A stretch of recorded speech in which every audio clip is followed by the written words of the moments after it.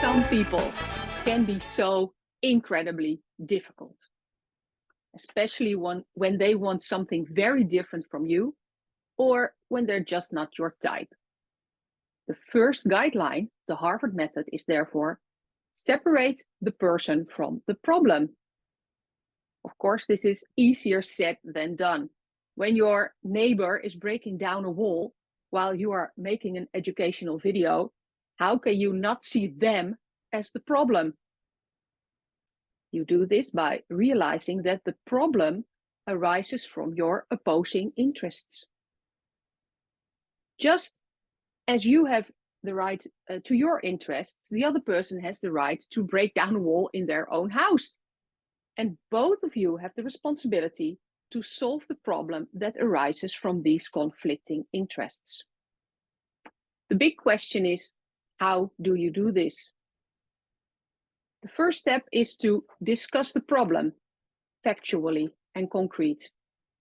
For example, you can say, shall we try to find a solution that is good for the both of us? There's only one possible answer to this question, right? The second thing to keep in mind is don't make it personal and don't take it personal. Keep reminding yourself the other person is not the problem and neither are you. Your conflicting interests are. If I see the other person as the problem, then I'm also part of the problem. So separate the person from the problem. That's also very important to remember when you're dealing with really nice people and friends.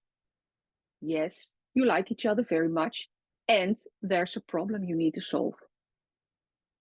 You probably like to call negotiations with nice people collaborations. We're on the same team, we don't have negotiations.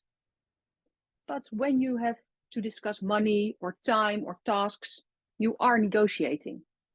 And when you recognize that, you can use your negotiation skills to make it a win-win situation for the both of you. The third thing to do in this step, separating the person from the problem, is acknowledge emotions.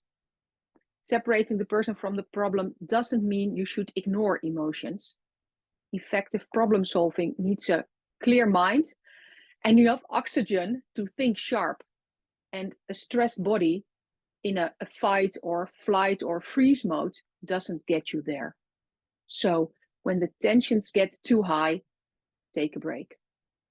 Get some air or a glass of water, shake it off, and start again when you are both calm. The very best way to suffer as little as possible from disruptive emotions is a good preparation. A good preparation reduces tension within yourself, and it gives you and the other person a structured process to fall back on when things seem to derail. So to summarize step one, how to separate the person from the problem. First of all, discuss the problem, factual and concrete. Don't make it or take it personal, and acknowledge your emotions. And the last one, come prepared. Check the next video for step 2.